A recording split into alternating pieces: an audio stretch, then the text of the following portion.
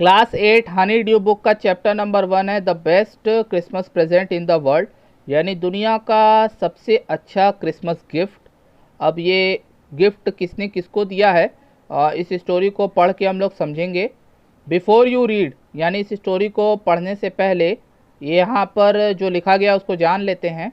There are some dates और periods of time in the history of the world, यानी दुनिया की इतिहास में कुछ ऐसे डेट्स होते हैं, कुछ ऐसे समय होते हैं दैट आर सो सिग्निफिकेंट, जो बहुत इंपॉर्टेंट होते हैं, दैट एवरीवन नोज, जिसके बारे में सभी लोग जानते हैं, एंड रिमेंबर्स, याद रखते हैं। The story you will read, जो स्टोरी हम लोग पढ़ने जा रहे हैं, मेंशंस वन सच डेट, इसी प्रकार के एक डेट को मेंशन करता है, बताता है, एंड इवेंट, और एक घटना को भी बताता है। A war between the British and the Germans in 1914, 1914 में जर्मन्स और ब्रिटिश के बीच में जो वॉर हुई थी, ये जो स्टोरी है उस समय पर हुई एक घटना के बारे में यहाँ बताता है। आई spotted it in a junk shop in Bridport.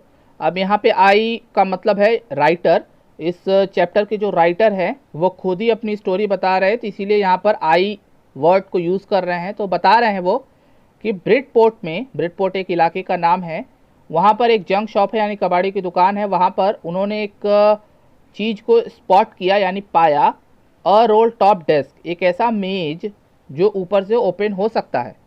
The man said, अब मैन जो है वो जंक शॉप का ओनर है, वो कहता है it was early 19th century and oak, ये जो डेस्क है ये 19th सेंचुरी का बना हुआ है और ओक पेड़ की लकड़ी से बना है। और अर्ली 19th लिखा है, इसका मतलब है कि 1900 से 1925 के अंदर ये जो है ये डेस्कटॉप बनी हुई है। आई हैड वांटेड वन, अब यहाँ राइटर बता रहे हैं कि मुझे तो ये डेस्क चाहिए था, but they were far too expensive, लेकिन बहुत महंगा था, इस वजह से मैं आज तक इसे खरीद नहीं पाया। This was in a bad condition, अब ये जो डेस्क इनको दिखा है जंक शॉप पर, ये बहुत बुरी हालत में है। The role top in several pieces, अब जैसा कि मैंने बताया कि इसके ऊपर का हिस्सा ओपन हो सकता है, जिसे रोल टॉप कहा जाता है, ये कई पीसेस में है, कई टुकड़ों में है। वन लेग क्लम्सली मेंडेड, मेंडेड मतलब होता है ठीक करना, और बताया जा रहा है कि इस डेस्क का जो एक पाया है, एक लेग है, वो क्लम्सली यानी बुरी तरीके से जोड़ा गया है, यानी अच्छे से उसको जोड़ा नहीं गया है। Scorch marks all down the side, one side, यहाँ बताया जा रहा है कि स्कॉर्च मार्क्स यानी बर्न मार्क्स इस डेस्क के एक तरफ पर हैं। It was going for a little money, अब यहाँ बताया जा रहा है कि ये जो डेस्क है जंक शॉप में बहुत कम पैसे में मिल रही है। आई थॉट, मुझे लगा, आई कुड रिस्टोर इट, कि मैं इसे रिपेयर कर सकता हूँ। It would be a risk, ये रिस्क होगा, एक चैलेंज होगा, बट आई हैड, लेकिन मुझे ये रिस्क लेना था, टू हैव इट, अगर ये डेस्क मुझे अपने पास चाहिए था। यानी यहाँ पर देखिए चीज़ बताया जा रहा है कि जब ये डेस्क मार्केट में आया और इनको इसके बारे में पता चला, तो इनको ये चाहिए था क्योंकि ये इनकी एक पसंदीदा चीज़ों में से एक थी, लेकिन ये बहुत महंगा था, इसलिए वजह से इसको ये ले नहीं पाए। अब जंक शॉप में ये एक मिला है रोल टॉप डेस्क, जो कि काफ़ी सस्ते में मिल रहा है, लेकिन ये बहुत बुरी हालत में है।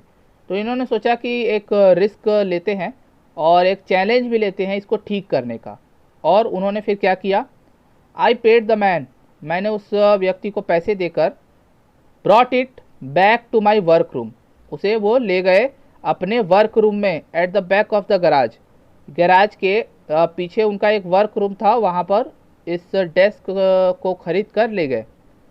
आई बिगैन वर्क ऑन इट, अब राइटर यहाँ बता रहे हैं कि मैंने इसको ठीक करना शुरू किया, ऑन क्रिसमस ईव, यानी क्रिसमस की शाम को। I remove the role top completely, जैसा कि मैंने बताया कि ये जो डेस्क है इसका ऊपर का हिस्सा ओपन हो सकता है, तो यहाँ पर यही चीज़ बताया जा रहा है कि राइटर ने सबसे पहले उसके रोल टॉप यानी ऊपर के हिस्से को रिमूव कर दिया पूरी तरह से, and pulled out the drawers, और सारे ड्रॉर्स उसमें जितने थे उसको निकाल दिया, चेक करने के लिए कि कितने सही हैं कितने ख़राब। The veneer had lifted almost everywhere, veneer का मतलब होता है एक ऐसी लेयर जो प्लास्टिक या लकड़ी की बनी होती है, जैसे कि प्लाई होता है, तो प्लाई में अगर पानी लग जाता है तो वो उसकी एक लेयर जो है फूल के निकल जाती है। कुछ इसी तरह से इसमें हो गया था, क्योंकि ये अर्ली 19th सेंचुरी का था, काफ़ी पुराना था और समय के साथ ये धीरे धीरे ख़राब हो रहा था। तो वही चीज़ यहाँ बताया जा रहा है कि इसके वीनियर यानी इसकी जो ऊपरी लेयर है वो निकल चुकी है। It looked like water damage to me. अब यहाँ राइटर बता रहे हैं कि मुझे ऐसा लग रहा था कि ये वाटर की वजह से डैमेज हो चुका है। Both fire and water had clearly taken their toll on this desk. अब यहाँ पे राइटर बता रहे हैं कि फायर की वजह से भी ये ख़राब हो चुका है, वाटर की वजह से भी ये ख़राब हो चुका है। टेकन देयर टोल ऑन का मतलब ही होता है डैमेज होना। The last drawer was stuck fast. अब देखिए यहाँ पर वो चीज़ों को चेक कर रहे हैं और सारे ड्रॉर को निकाल रहे हैं, लेकिन इसमें क्या हुआ कि जो लास्ट ड्रॉर था वो फंस गया, वो निकल ही नहीं रहा था। I tried all I could to ease it out gently. Gently मतलब अच्छे से, नाजुकता से उन्होंने बहुत कोशिश किया उसको निकालने का। इन द एंड, अंत में, आई यूज्ड ब्रूट फोर्स। मैंने अंत में, जब वो बड़े जेंटली तरीके से नहीं निकला, तो मैंने अपनी ब्रूट फोर्स यानी पूरी ताकत को यूज़ किया। आई स्ट्रक इट, मैंने उसको उस पर पीटा, ठोका। Sharply with the side of my fist, अपने मुट्ठी के एक साइड से उसको पीटा, ठोका, ताकि वो लूज होकर शायद ड्रॉर निकल जाए। And the drawer flu open, और उनका ये तरकीब काम आ गया और ड्रॉर बाहर निकल गया। To reveal a shallow space underneath, और उसने रिवील किया, प्रकट किया, शैलो स्पेस, ड्रॉर में अंदर जो खाली जगह होती है, तो उसको ही यहाँ बता रहे हैं कि वो खाली जगह उनको दिखाई दी। अ सीक्रेट ड्रॉर, अब यहाँ बता रहे हैं कि उसके अंदर एक और सीक्रेट ड्रॉर था। There was something in there, और उसके अंदर भी कुछ था। अब यहाँ पर देखिए, पहले तो बता रहे हैं कि उसको उन्होंने ओपन करना शुरू किया, सारे ड्रॉर निकाले, लेकिन एक ड्रॉर फंस गया, तो उन्होंने उसको ठोक पीट के किसी तरह निकाला, तो उसके अंदर एक और सीक्रेट ड्रॉर था, और उस सीक्रेट ड्रॉर के अंदर कुछ था। आई रीच्ड इन, मैंने हाथ अंदर डाला, and took out a small black tin box, एक छोटा सा काले रंग का टिन का बॉक्स उन्होंने निकाला उसमें से। Sellotape to the top of it was a piece of lined note paper. यहाँ बताया जा रहा है कि वो जो बॉक्स था टिन का, उसके ऊपर सेलो टेप से एक पेपर को चिपकाया गया था। And written on it in shaky handwriting, और उसके ऊपर एक शेकी हैंड राइटिंग में लिखा गया था। शेकी का मतलब ऐसा समझ सकते हो कि लिखते वक्त अगर हाथ कांप रहे हों तो वो जो राइटिंग होगी वो शेकी होगी।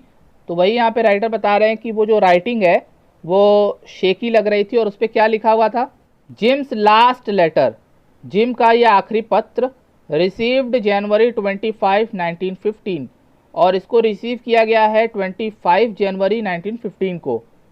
To be buried with me when the time comes, और उस पर यह भी लिखा गया है कि ये जो लेटर है ये मेरे साथ बेरी होगा, दफन होगा, जब वक्त आएगा। आई न्यू, मैं जानता था। एज आई डिड इट, जैसा कि मैंने किया था। It was wrong of me, ये गलत था। टू ओपन द बॉक्स, इस बॉक्स को ओपन करना। जैसा कि आपको पता है ये जंक शॉप से खरीदी गई डेस्क थी, तो उसके अंदर जो भी सामान है ऑब्वियस सी बात है इनका नहीं है, तो किसी और के पर्सनल चीज़ों को ओपन करना ये बुरी चीज़ होती है। तो वही चीज़ यहाँ बता रहे हैं राइटर कि ये जो मैं ओपन कर रहा था या करने वाला था, ये मैं गलत कर रहा था। बट क्यूरियोसिटी, लेकिन मेरी जो उत्सुकता थी, got the better of my scruples. Scruples का मतलब हेजिटेशन होता है एक तरह से, तो जो उनके अंदर एक हेजिटेशन थी, एक फीलिंग थी कि उनसे गलत हो रहा है, लेकिन इस फीलिंग को ओवरटेक कर लिया क्यूरियोसिटी ने।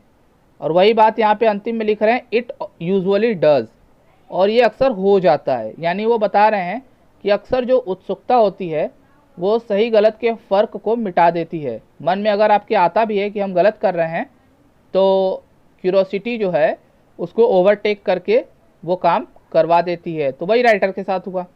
इनसाइड द बॉक्स, बॉक्स के अंदर देयर वॉज एन एनवलप, एक एनवलप था, लिफाफा था, और उसके ऊपर क्या लिखा था, एड्रेस।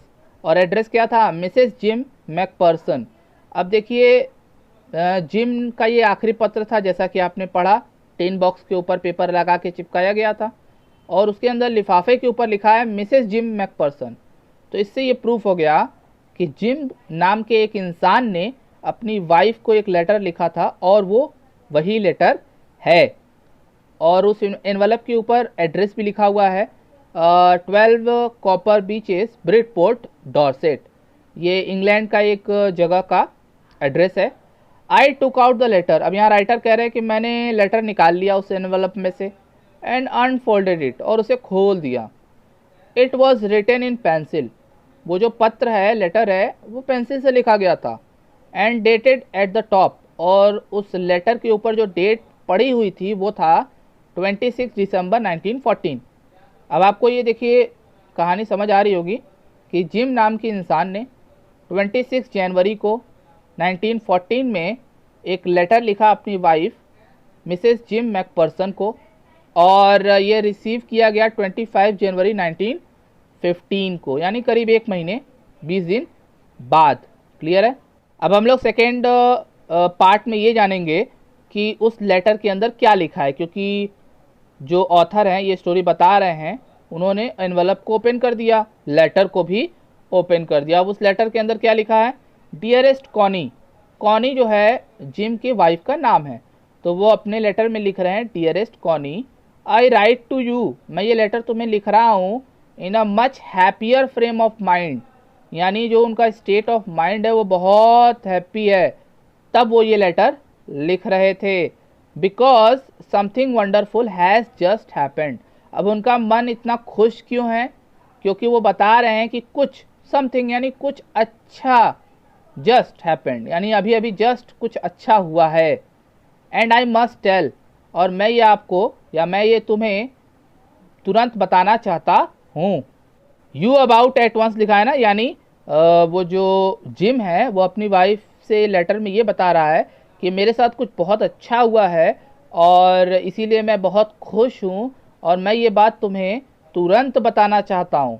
तो अब इसके आगे वो यही बात बता रहे हैं, वी वर ऑल स्टैंडिंग। अब देखिए मैं थोड़ा सा यहाँ पे बता देता हूँ कि ये जिम है कौन। ये जिम इंग्लैंड की फोर्स में एक ऑफिसर हैं और वो वॉर में है अगेंस्ट जर्मन्स, ठीक है ना। तो यहाँ पर वही चीज़ बताया जाएगा उस प्लेस के बारे में जहाँ पर ये लोग वॉर में हैं। तो यहाँ पर वही बता रहे हैं जिम कि we were all standing to in our trenches. Trench देखिए वो एक लॉन्ग डीप डिच होता है, डिच यानी गड्ढा कह सकते हो, जो काफ़ी लंबा बनाया जाता है और वो ज़मीन से नीचे होता है ताकि वहाँ पर छुपा जा सके और दुश्मनों पर अटैक किया जा सके। तो यहाँ पर वही बता रहे हैं जिम कि हम लोग अपने ट्रेंच में थे येस्टरडे मॉर्निंग, जो कि क्रिसमस की मॉर्निंग थी, यानी आप ऐसा समझिए कि क्रिसमस था उस दिन, 25 दिसंबर था और वो लोग अपने ट्रेंच के अंदर थे। It was crisp and quite all about. Crisp and quite, quite मतलब होता है बिल्कुल शांत, और क्रिस्प का मतलब आप कह सकते हो चिल, क्योंकि 25 दिसंबर जनरली हर जगह पे ठंड होती है। तो वही चीज़ यहाँ बताया जा रहा है कि वो क्रिसमस की जो सुबह थी वो बहुत क्रिस्प यानी ठंडी थी और शांत थी। As beautiful a morning as, अब यहाँ बता रहे उतनी ही सुंदर सुबह थी, as I have ever seen, जैसा कि मैं हमेशा से देखता आया हूँ।